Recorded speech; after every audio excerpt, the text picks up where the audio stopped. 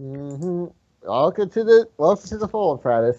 Arizona's expected need is they need to go 15 and -4 to make playoffs. So they're basically out at this point. Yeah, their magic number is 21. If it's 22 or higher, if it's 22 is the max. So in order for Arizona to win to make playoffs, they need Texas and Winnipeg to lose every single game for the rest of the season, and they And need to that's not win every single game for the rest of the season. and that's extremely unlikely. So they should probably start thinking about what they need for next season. Yeah, they're almost out, but they're not They are effectively out, but they're not mathematically out just yet. Yeah. Yeah, no Yeah. kidding. So, Fratis, what do you have to say for yourself? Huh? Do I have to go all Ichiban on your ass? Hey, I'm only the assistant coach. I'm not the head coach. Yes, But as surely you for have something to add. you know, unfortunately, I haven't been able to toy with the roster because no one's been injured yet. But I might be able to fix something probably before. Wait, is it too late to submit one tonight? Well, you can submit it for for the one in a couple of days, but Yeah, I'll probably submit one for probably sometime in the because next you got to couple of remember, days. currently But we're doing a every 12 hours it's updating again. Yeah. yeah, I'm definitely looking at a couple small changes here and there. But overall, I don't really want to move around too much because I already talked with Chris Blaine about this on multiple Skype chats that there was a lot of mismanagement with the guys that I was looking at going, are you kidding me? Why is he not playing here? Why is he not playing there? What's going on here? This guy should be playing here instead of here. What? I was just in there just scratching my head like, what is, well, Knight doing? And I'm like, Represent! I'm trying not to sound shady or bash on Knight, but I was looking at those rosters going, what the hell? Like when we started resuming games, there were guys who should have been starting, but they were in deep reserves, like Remy, the Doge should have been like either starting or in like the high bench area because he was doing really good. But Knight, for some reason, benched him and he didn't get an injury. I looked that up during the game. I think that was when AZ actually did win, but at the same time, AZ could have had a bigger win and made more of an impact if Remy hadn't been sent to do not play, just Yeah. as an example. And Clone Polachek, surprisingly, Oh my is doing god. well. It's actually, yeah, Clone Polachek is actually doing pretty decently compared to Scott, I will admit.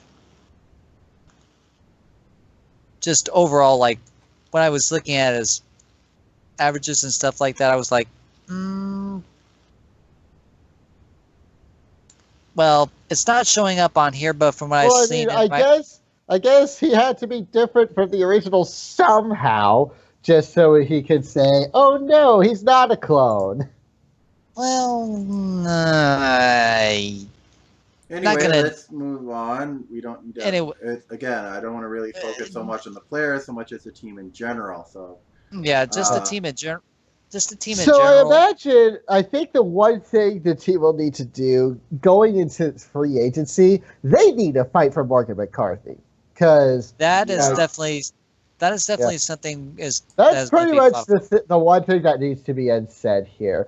The one thing I can think of is that they will have a bunch of, well, I mean, it's not like super expensive contracts, but they do have a lot of contracts in the above. They have like well, they have eight five people contracts leaving. above 9 million. So that will probably eat into their cap space a bit. But Yeah, if they can find a way to get fucking Morgan McCarthy back, then that will just be probably like, five for Morgan McCarthy. They're going to definitely get a lottery pick.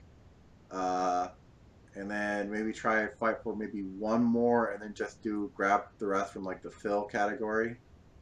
Yep, yeah, I would definitely. For me though, I would say definitely fight for Morgan McCarthy. see if you can get Remy back for maybe a small contract or so.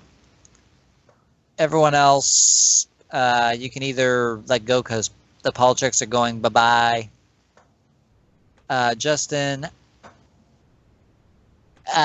get rid of him because I have not seen a lot of good things from Justin to warrant keeping him. Yeah. Yeah. So I don't know. Yeah, Anyway. Justin Van Strom. Yep. Arizona whips will get whipped into shape for next year. That's all I gotta say. Yep. Anyway, I don't think that. I think that about sums it up. Don't you think? I agree there. All right. Dakota. Who The is bikers. mathematically out. Yep. Sachet away. Fenris's departure really fucked them. Holy shit. Yeah, considering it's like Las Vegas really did a lot better after picking him up, and Dakota just doesn't know what to do with itself. It hasn't really slid, considering it's been doing pretty consistently bad the entire year. Yeah. Yeah. It's just like, ugh. And this is another team that will have 9 free agent spots going into next season. I love how like the third thing we've got there is just like think of only next season, screw this season. Yeah, that's pretty much it. Well, at this point, yeah, they're not making playoffs. At this point, yeah, just start working on your other players. Yep. Start figuring out who you want to keep. Especially since they're gonna have a hell of a fight going into free agency. Like pretty much their entire starting line is going into free agency, and they're gonna lose a lot of people. They're gonna Redfield, lose Sylvius, and Catherine Malone might retire. Yeah, I think Malone might retire. Sylvius They will is have going to be a lot more expensive next year. He is still doing really well. Redfield's contract is probably going to go way down next year. Yeah, and there are also a lot of things that will probably work against the bikers as far as Redfield goes. Just talking on a purely story level at this point. So, and I've mentioned this in the Steinberg report because I started the basement report, and the 3 riots I have are for Arizona, Dakota, and Plymouth. And one of the things I mentioned is because of the way that Redfield's relationship has been strained with his front office.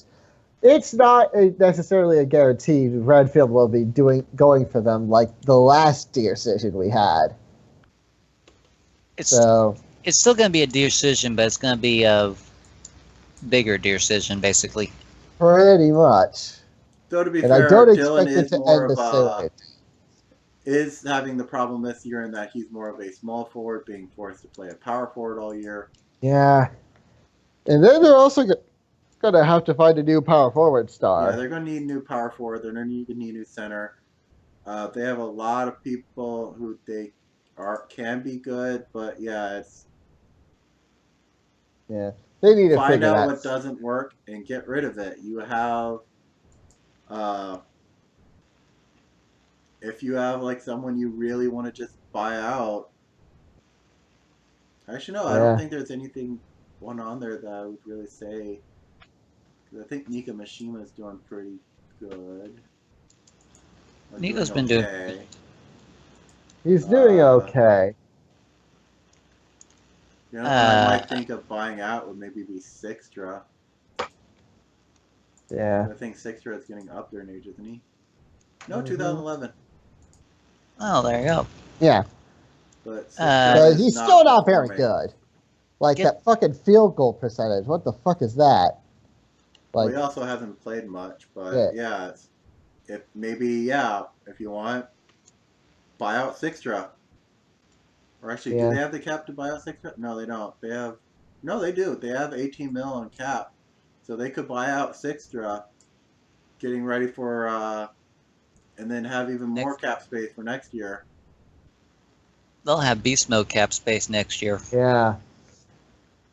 Because they don't have anyone that has a big contract. Their biggest contract right now for next year is 6.5. Yeah. And definitely try and get the big Pretty Pink Dragon back too. Mm-hmm. Yep. Brian Delano Montgomery III. Yeah, they currently have about like 68 million in cap space for next year for a ton of spots. But yeah, they have 68 million in cap space, so they can really throw stuff out. Like they might be another team that really goes all in for trying to get Banksy. Yeah. Oh God, Benson. Oh, that would be funny. Sterling and Dakota. Holy shit. Oh my God.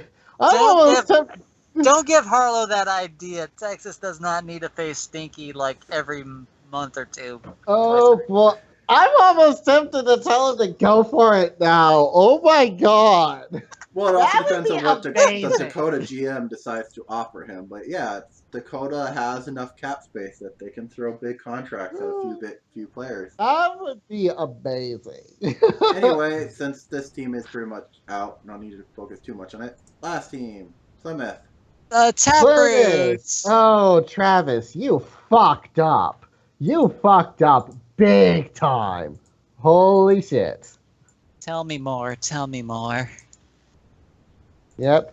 Tell me more. Tell me more. And the current Thank you, engine Hare. just hates them.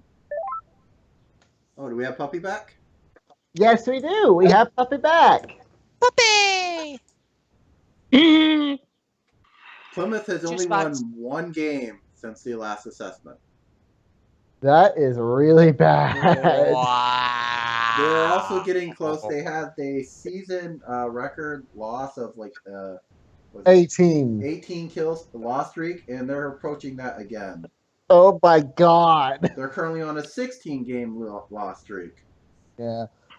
Yeah, like at this point, it's just the one thing I will say about Plymouth going into this free agency, they are pretty much getting a chance to completely start over because they only have like 5 contracts that are staying on, and most of them. Caracal, he's roster spots. Getting old, but yeah, it's still good. Travis Buckner, yeah, you want to keep. Toivonen, yeah, you definitely want to keep. Lime, you want to keep. Sunderman is cheap. The rest, yeah, let Sarah Lancaster go.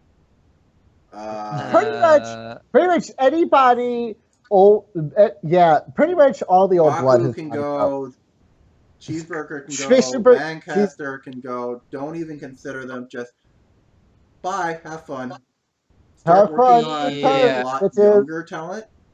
I think the only two they would consider trying to keep would be Giovanni and maybe Jonathan.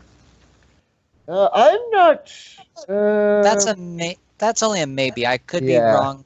I don't know. I don't know. That's if they want to. I just throwing that out there. Yeah.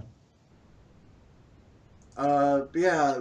This was I don't think any of us expected them to do this badly, but we all expected them to be in the basement because they had just way too many older talent.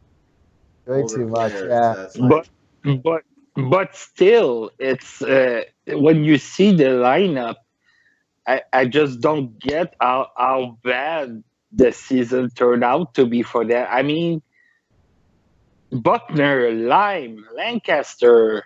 Lime isn't starting, even though. Well, I guess Sarah Lancaster is the better PPR, but Lancaster is probably the best PPR on the team, and also, I coached that girl for 2 years on Biloxi, and she was the starting point guard all the time because she was amazing. Yeah, she's the best point guard, but yeah. I think. I actually talked to Bo about this way earlier in the season, around the time that he and I wrote the B.A. Beneteau interview for the Steinberg Report.